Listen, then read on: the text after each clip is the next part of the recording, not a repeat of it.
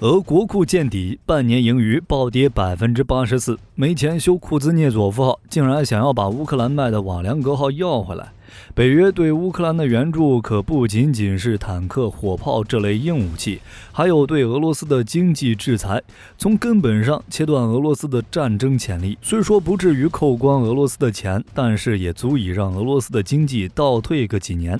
这也能反映到军事上，毕竟打仗就要花钱，等到俄罗斯账户上没钱了，想打都打不成，北约的目的也就达成了。而且制裁到现在，俄国库已经快见底了，半年盈余暴跌84%，穷到都想是要回收瓦良格号了。在美国，海军待遇跟空军有一拼，航母满世界乱跑，但是在俄罗斯，海军就是地中地。要不是有核潜艇这个大个子顶着，估计连陆军都干不过。乌俄战争之前，俄国对于俄罗斯军事实力认知就是陆军牛逼，空军也还行，海军就是个垃圾，没办法，没能用的航母。俄罗斯唯一的航母库兹涅佐夫号在2017年开始进行改装升级，到现在除了被吊车砸、被火烧之外，一直没有进展，整天在修理厂养病，就这还经常起火，伤上加伤，完全修不好。海军没航母用，俄罗斯就有议员盯上了乌克兰之前卖出去的瓦良格号。俄罗斯国家杜马议员、远东和北极问题委员会第一副主席卡根诺夫表示，建议俄方赎回之前被乌克兰卖掉的瓦良格号航母，将其部署在黑海舰队，代替被击沉的莫斯科号，名字都已经起好了，就叫弗拉基米尔·日里诺夫斯基号。火力军刚看到这个消息的时候，真是浑身一激灵，天才建议啊！乌俄战争以来，俄军黑海舰队被干掉了不少军舰，莫斯科号被击沉，还有什么大型登陆舰、新任旗舰被击沉，惨不忍睹。虽说俄罗斯吃苏联老本吃了好多年，但是连苏联时代一半的造舰实力都没有达到。加上北约经济制裁，结果就是造船厂没办法补充新舰，于是俄罗斯就有人表示要发挥强盗主义，自己搞不定那就抢别人的。卡根诺夫痛骂乌克兰为了几瓶伏特加就把航母给卖了，而俄罗斯是苏联的主体继承者，乌克兰擅自出售瓦良格号是违法的，所以俄罗斯有权要求回收。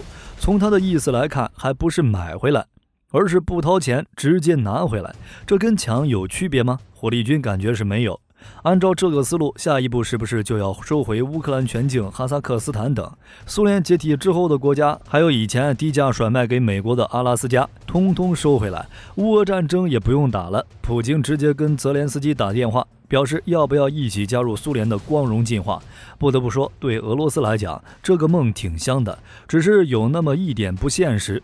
瓦良格号航母确实是苏联的，上个世纪80年代，苏联的黑海造船厂开建瓦良格号，结果还没完工，苏联就解体了。后来这艘半成品就被乌克兰继承了。苏联遗产不该只由俄罗斯继承，谁继承的就是谁的。乌克兰卖不卖是自己的问题，跟俄罗斯不沾边好吧？还有阿拉斯加，俄罗斯敢提吗？如果乌克兰有核武，普京连战争都不敢发动。说到底，俄罗斯这还是欺软怕硬。从另一个方面讲，俄罗斯内部会有这样的强盗思想，只能说明一个问题：俄经济拉胯到极点了。虽说俄罗斯不至于拿不出来钱修航母，但是俄罗斯账户上剩的钱真的不多了。现在俄罗斯的油气生意被北约禁运，而且限价，预算直接缩水。俄罗斯在去年4月的财政盈余差不多8000亿卢布，但是到10月份就暴跌到了1280亿卢布，少了84%。在去年9月份就只有547亿卢布。10月之所以能翻倍，靠的是对国有天然气公司征收暴利税。如果算俄罗斯去年盈余的最高峰，差的就更多了。按照俄罗斯财政部的数据，去年5月份预算盈余1.5万亿卢布，直接暴跌90%多。而且因为普京的部分动员令，适龄男子能跑的都跑了，俄罗斯还出现了大规模的货币与人员外流。在去年10月，俄罗斯全国银行有147亿美元资产外流。按照莫斯科时报的说法，俄罗斯经济将面临10年倒退。因为北约的制裁，俄罗斯需要进口的设备都没了，而俄罗斯工业和军事部门高度依赖北约高科技产品。与此同时，俄罗斯的投资也面临被削减的风险。由于不利的商业环境，大量私人企业已经限制了投资。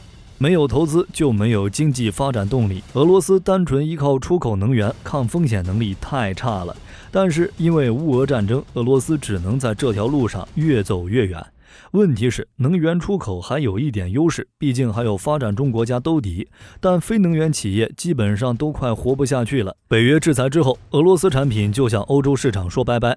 只是俄罗斯除了木材、粮食、化肥等少数传统优势产品，其他的产品没啥竞争力。利润高的工业产品基本上都缺零件，比如俄罗斯现在生产的拉达牌汽车都是没有 ABS 安全气囊以及车身电子稳定系统的阉割版。据说连火花塞的库存都要没了。可以说，俄罗斯的经济衰退已经无可避免，加上战争的消耗完全不够用。乌俄战争爆发后，俄罗斯利用国际能源价格上涨赚了一笔，但是因为北约制裁，俄罗斯其他经济部门都比较困难。俄中央政府的财政收入大幅下降，最好的时候一个月几百亿美元，看上去虽然多，但是俄军的军费也不少。那一天的炮弹都上万发，打上一些精确打击导弹什么的，一天几亿美元轻轻松松。如果对抗比较激烈，一天10几亿美元不是吹的。这一算一算，每个月军费上百亿美元，征召的30万预备役部队拖入战场后，军费支出就更多了。为了补充军费开销，抚慰阵亡士兵家属，补贴国内企业，2023年开始，俄罗斯退出独联体的养老金协议，暂停一部分人的养老金发放，这样一来就能节省27亿卢布。不过，通过削减国民福利来打仗，国内的社会问题只会更明显。战争给俄罗斯造成的内伤，不知道需要多久才能恢复。总的来说，如果战争一直持续，俄罗斯又没外援的情况下，摆在普京面前的只有一条路，那就是完全取得军事上的胜利。只是很可惜，这条路已经被北约堵死了。现在的俄罗斯不仅是国库空虚，就连导弹的存量都不够。乌克兰的情报部门认为，在今年夏季之前，俄罗斯的导弹就会耗尽。俄罗斯导弹会不会在夏季之前耗尽，火力军也说不准，但可以确定的是，俄军已经陷入炮弹饥荒。去年的时候，俄军每天可以发射6到8万发炮弹，绝对的火炮优势也是俄军在进攻中取得进展的原因。但是现在不行了，在这场95%的战斗都是炮战的战争中，俄军的炮弹消耗量已经下降到每天18000到2万发。当然，如果说是那种铁疙瘩，俄罗斯不会缺。